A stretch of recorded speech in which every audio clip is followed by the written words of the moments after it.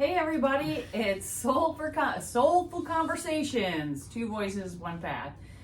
We're back again this week, and we're going to pick up kind of where we left off a little bit last week. I have a tendency to run at the mouth, as you may or may not have noticed thus far. So we talked about parents growing up, what it was like to grow up with no parents versus toxic parents, or now we're going to talk about absentee parents. I grew up with lack of parenting because of death, and Cricket has a narcissistic mom Yeah. and had an absentee father, so we're going to talk more about that. I don't know what to say, so bear with me. Yeah, mom was an alcoholic. I found out from way early because my brother said he remembered finding alcohol bottles like in the first home I remember. So I was about 3 or 4. Okay. So long time Yeah. alcoholic. Yeah, and she's old now. Huh? She's in her 70s now? Yeah, 74. And that was just constant. Like, you've dealt with this your entire life. Yeah, literally. Yeah. Because we even talked some years back about doing an intervention. And she said, no, you won't. I'm a functioning alcoholic. Leave me alone. That's the scary part. Right. But functioning alcoholic, yeah. Yeah. And my brother and I decided, we've done some research. If we try to get her to quit drinking now, it would literally kill her. Yeah. So it is what it is. Yeah. But you know, some people think like the grass is greener. Like, I don't have parents. Like, maybe it would have been better if I had someone there, even if they were bad, because then at least I could maybe affect that in some way. And then someone like me is like, maybe it would have been better if I didn't have any parents, because then I wouldn't have to deal with this mess. Yeah. But it's a very confusing environment to grow up in, especially with her particular trauma, because it was overprotective, because I had to dress a certain way, couldn't spend the night with people, couldn't have friends over, couldn't have friends full stop because of the cult. But then I'm put in questionable situations. And like, I'm 7, 8 years old and we're in Galveston and she's teaching me to walk. And she's different. You gotta sway like the waves of the ocean. Mm. And so it's this weird combination of being placed under a microscope and protected, but then over-sexualized at the same time. Yeah. But then you had the abuse that was going on in the household. Right. That was being ignored, or I was told I was lying. Yeah. But then you had the other abuse that was going on in the household, which was from mom, the physical abuse. So you learn how to stay on your toes, for sure. You learn how to be invisible, for sure. You learn how to be a good liar, for sure. Yeah. So it's a lot. Yeah. And then I was visiting a friend maybe 5 years ago, and it was the holiday season, and we were talking about Christmas music, and I'm like, oh, I don't like Christmas music. Like, it just, I don't like it. Well, why not? Well, you know, the religion we grew up in, you didn't celebrate holidays, Right. So we weren't allowed to listen to it. And then you learn all of the reasons it's bad, and like every negative thing you could possibly think of, and some you can't. And so, yeah, I don't like it. I mean, it's not my thing. And then I got caught listening to it one time. I got the shit beat out of me. Oh gosh. So, and I wanted to be in the play. I found out I would probably be like the drama kid in school had I been left to myself. But so I snuck and I didn't tell anybody, and I forged the little permission thing. I was a present. I was in a box. Like I was just on stage. You couldn't see me. Somehow mom found out. She went up to school during practice and drugged me off of the stage in front of the whole everybody. Yeah, so not happy. No happy. But this person said, it's been a long time since you've been in your mom's house. Don't you think you should be over it by now? No. Yeah. No. Instantly triggered. Absolutely. Like, it's one thing to not like a thing because your mom doesn't like it or you're told not to like it, or like even if it was just the religious part of it. But I'm not going to sit and explain to this person, like, the things I don't like them because it was drilled into me. Yeah. And beat into me. Like, there's a difference. But also, it has been a long time since I've been in my mom's house. So maybe I should look at that.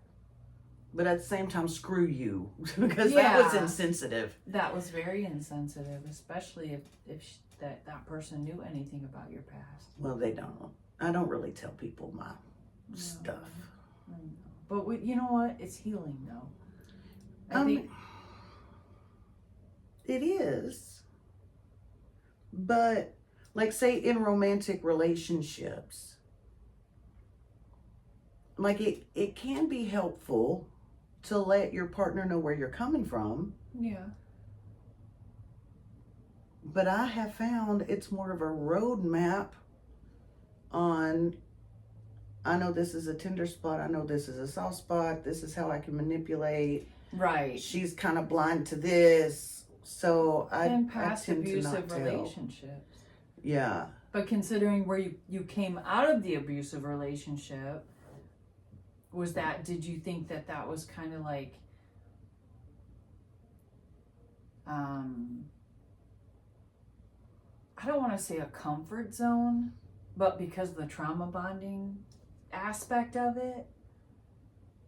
I'm not understanding. Like, kind of like jumping from the frying pan into the fire, from one hard relationship into another one. What about it? Well, I just thought that's what you were referring to when you were older and... Oh, yeah. Well, into, like, especially my very first relationship. Yeah. Mom and abusive stepdad finally got a divorce. But then mom, like, doubles down because my brother didn't come with us when we moved here. It was just us three, me and my sister and mom. And it was a culture shock moving where we moved. There were no people of color at all. And I'm like, where's all the color? I didn't understand it. Anyway, so I met the guy and I'm like, woohoo, because he's nice and he treats me good and he says I'm pretty and sweet and smart and stuff.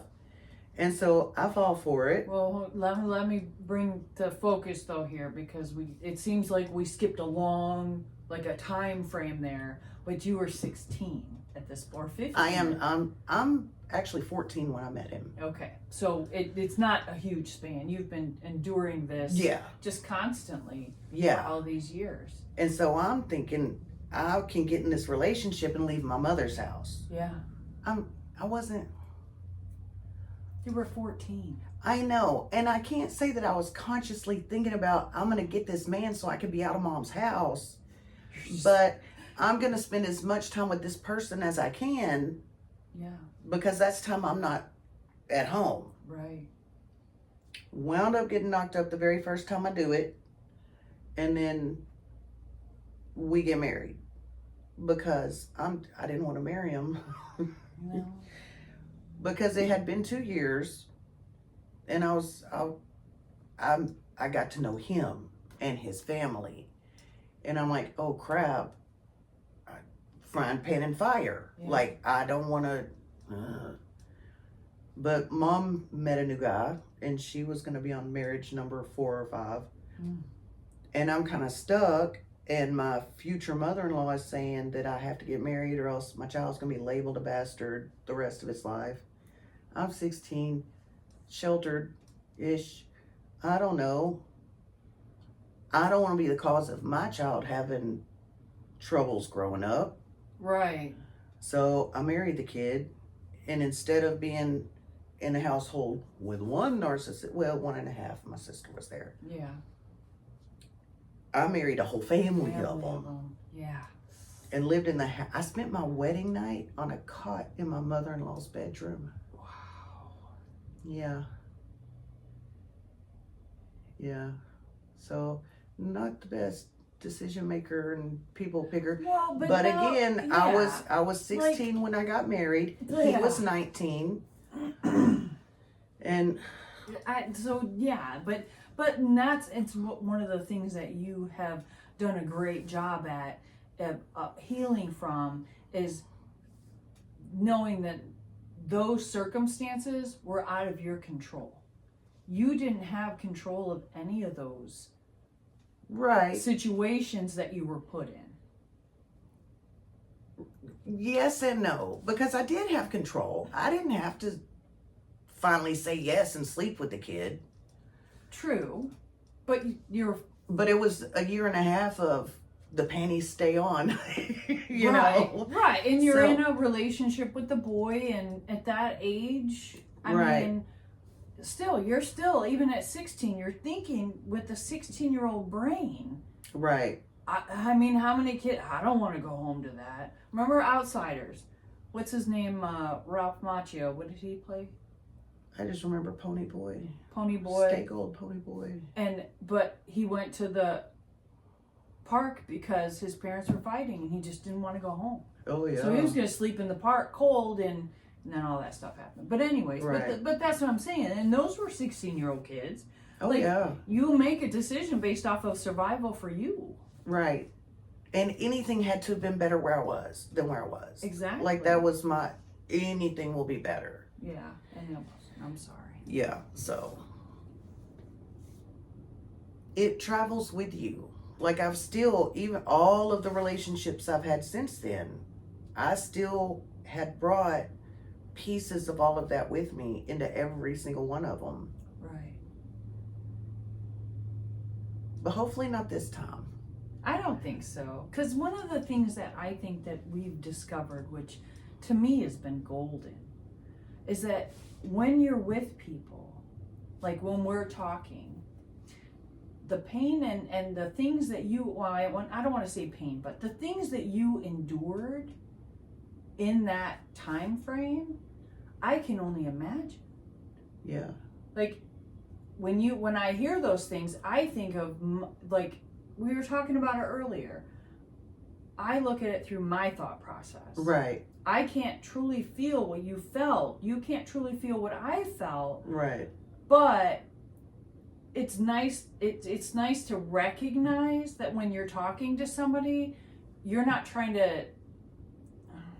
I don't want to say it that way. You recognize that you hear or you see them. They see you through their lens. Mm-hmm. There was a point to that. Well, and I feel like we have to be careful doing that too, because I know in the past, I know this one particular person.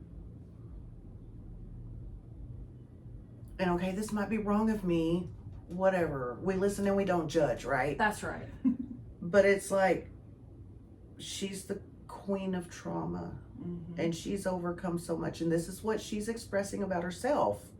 Nobody has to put them that she's openly Mm-hmm. talking about how hard it was and how bad it was and how horrible it was. And then it's like, oh yeah, my trauma was I had an absent father, and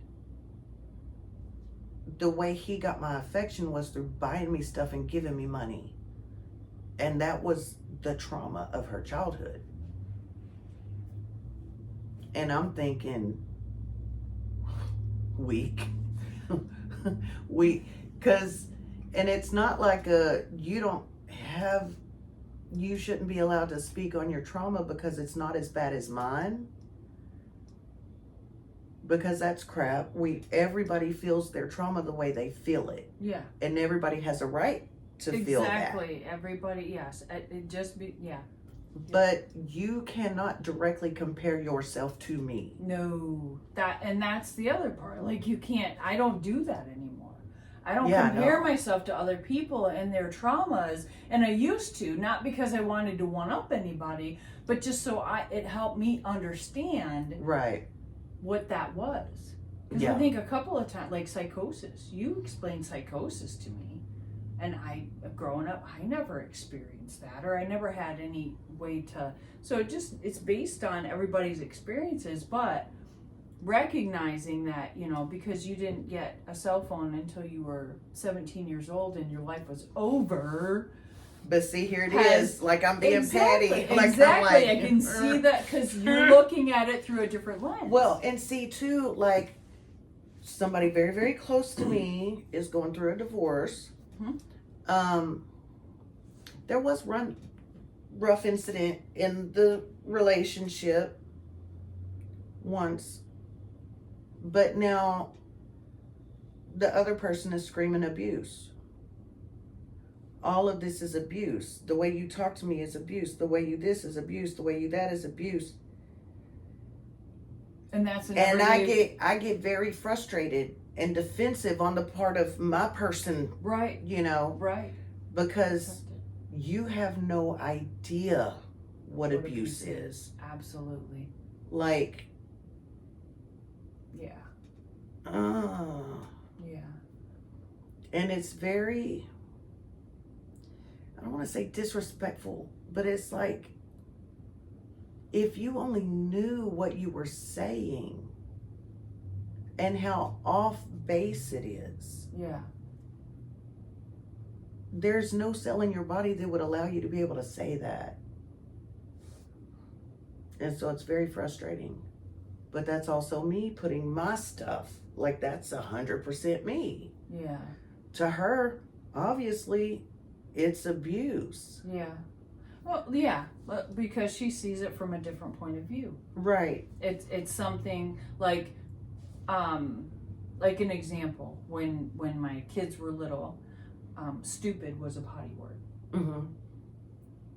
Kids everywhere say stupid. Parents are like, Right. why is that a potty word? Well, it depends on how often they say it. Right. And what, because it became a potty word in my house too, because of, not because of the word itself, right. but it's like, you've said that 50 times today, Yeah. and I'm tired of you being ugly to your sister. Exactly. Like, that's a bad word now. We can't say that. Yeah, that's why it was, because it's an ugly word, and my kids weren't going to learn to say it.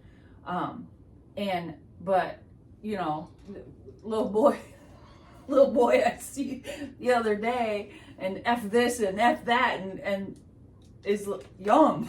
Like, Yeah. Well, stupid certainly wouldn't have been that big a deal at our house, that when Right. the F-bomb is being dropped. So Yeah. that, it's still, to me, it still had the same impact, Right. but in different scenarios or different households or different levels of whatever you want to call it, then yeah. So, but the main thing is, like, the pain and emotion that person felt is the same as the pain and emotion you felt inside. Right. Like, in their head, there's not a difference. Right. Now we know, because of the heaviness of it, that nobody would ever want, Oh yeah. if my kid's gonna be upset about being 17 with a cell phone, honey, you'll get over it. Right. You're like, this is something that takes years and hard work to get, and you never fully get over it even, do you? Well, I think not all of it, no, because as you go through your healing journey, like I feel like I've gotten over most of it, I think, but then it's like, okay, oh, this doesn't trigger me and that doesn't trigger me, and I'm able to be in this environment and that environment, and yay, I'm doing better. Yeah. But then something happens, and it's like with the religion, that touches so much of my life that I didn't realize it touched. Like when I first came out of it, And I'm like, okay, I'm not doing that anymore. And then you kind of, like, my thing was, I want to learn what is my own thoughts and feelings about a thing. Like, what do I truly think about this thing? And, or versus what was taught to me. Right. And so I got through a lot of that, but then these little things would come up that I didn't realize had anything to do with the religion. How I cook my meat. Oh. Because of the blood issue. Oh. So growing up, all meat had to be cooked well done. There couldn't be even a hint of a speck of a drop of a thought of blood, right? Oh. And then my son is like, Mom, taste mine. And I'm like, there's pink. I can't. Ugh. Yeah. But he's like, Mom, give it a try, you know? And like, holy cow, that's delicious. And I don't have to chew it for 2 days. Right. Like, that, you know? So like even my food. Yeah. And then every once in a while still something will come up that it's like, oh, that's from this. Yeah. And I didn't even know it reached there.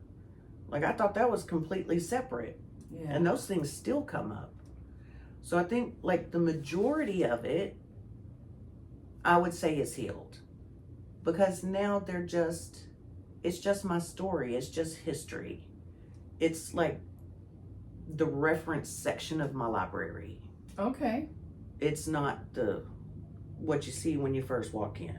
Right. So now it's all the extras. And a lot of stuff, I've been single 15 years. Yeah. I don't know if I've healed my relationship stuff. Right. I haven't been in a relationship. Yep. So we'll see. When he gets here, he'll be right for you, though. He will be. Oh, where are we at? We're at, isn't it 22? Yes. Okay, so do you want to jump into absentee dad? Or do you want to talk a little bit more about this for a few more minutes and then we'll flip it over to YouTube and work on the absentee dad one? We can do that. Okay. So we kind of talked a little bit about your first pregnancy, married at 16, Mm-hmm. and how long did that last? And I think we were together 7 years. We were married at 4 or 5. okay. And so you stayed with them? Lived with them. Mm-hmm. Mm-hmm. And their whole family. The whole family? Yeah. How did your mom react to all that? My mom still swears that my ex-mother-in-law brainwashed me and stole me. The last time I saw my mom, oh, that bitch that stole you from me. So that's how mom feels about that. Okay. But I'm not at a point where I can say, nor do I think I would tell her, like, no. Like, I didn't want to go there at the time, but I was running from you. Like, yeah, that's kind of, yeah. yeah. But she has a lot of blinders on when it comes to that, because like when I left him, Mm-hmm. I didn't bring my girls with me because mom had married, number 6, I think, a convicted child sex offender. Oh. I'm not taking my girls. No. They're not coming into that environment. Hmm. So I didn't get custody of my girls. Right. And I mentioned it to her once, and she got all pissed off at me. Don't blame me because you didn't get custody of your girls and blah, blah, blah. You're literally the reason I don't. Like, they would have been with me Yeah. if your environment would have been safe. Yeah. So, blinders. So at this time you're what, 20? Maybe 21? Yeah, because I had my 21st birthday when I was married to my second husband. Okay. So think of 20-year-olds today. Even my 20-year-old. And whoa. I look at my grandson. He's going to be 15 in December. There you go. Yeah. I can't fathom one more year, and that would have been me, married, kid. Yeah. I can't even imagine his Fortnite. Yeah. Yeah, that's his world. Yeah. You know, and he wants to grow up and be a YouTube star. Yeah. That's on a lot of kids' mind these But- days. But also, he's It been can happen. he's been so blessed to have the parents that he has. Yeah. You know, and my daughter kicks herself all the time thinking she's a horrible mom. Like, no. Like, oh my God, you are such a fantastic mom. Yeah. Because I was an adult by the time I was that. I came out an adult. I had to be Yeah. to survive everything. And so, like, it's an unfair comparison, but also, I wasn't any more emotionally mature than my grandson is. Mm-mm. I was just better able to hide it or manage it. I mean, because I was a cutter, and I had attempted several times by that point. So obviously there wasn't a lot of emotional maturity. Yeah. So, Well, some would say that is emotional maturity because most kids that age, and all of them, I have known cutters, and all of them shouldn't endure that kind of pain. I heard a saying, and it was like people that really cut, not the ones that just do it to show off.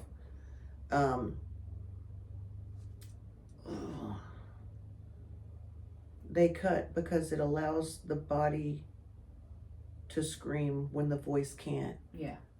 Yeah, Yeah. The pain of that the is physical so spot pain. on. Oh, That yeah. is so fucking And spot on. when my person that I dealt with told me that, whoa, Yeah, it hit me like a ton of bricks because I've never been the one to try and harm myself. Not that I haven't tried to, but a lot of people have, especially our generation, because we just grew up without. I mean, even with me not having parents, so I grew up like there was no knowledge for me to have. right. Do you But want to? for you, yeah. Because I don't want to start the new one. Oh no, we're gonna. Okay. Yeah, I'm gonna. But this is going back to you because you have the same thing. Mhm. It's just in a different scenario. The knowledge was there, Mhm. but you didn't have access to it because it was blocked by Alcohol and narcissism Yeah, and sexual narcissistic- abuse and the cult and the giant everything. wall of goo. Yeah. So yeah, and still in a lot of instances, and a lot of the healing that we've done has been similar, Mhm. just under different circumstances. But that opens up the same kind of wounds, though, doesn't it? It does in a way. Because you had some abandonment wounds. It does. But see, and so does my brother. Like huge. I don't know about my sister because we don't talk. Mm-hmm. But like his abandonment wounds are, don't leave me, I love you, don't leave me. Like you have to go to the store, I'll go with you. No, friends, no, I want to be the center of your world. Yeah. Mine is, I'm gonna abandon you before you get a chance to abandon me. Yep. Like I'm not gonna get close enough Mm-hmm. to be able to feel that. Yeah. So it's the same core wound, Mm-hmm. but we deal with it two different ways. Yeah. And neither one are healthy. Well, but now we're healthy now. Yes. I'm dealing with my abandonment wounds quite healthily. I'm excited about that. Yeah. So, okay, so you want to cut it here and we will flip over to the old UB2B Yeah. and move on to, And get off of let's talk Mom about, sucks. Let's get on to Dad. well, but yeah, he didn't suck though. Okay, well, let's give it a We'll minute. get to it.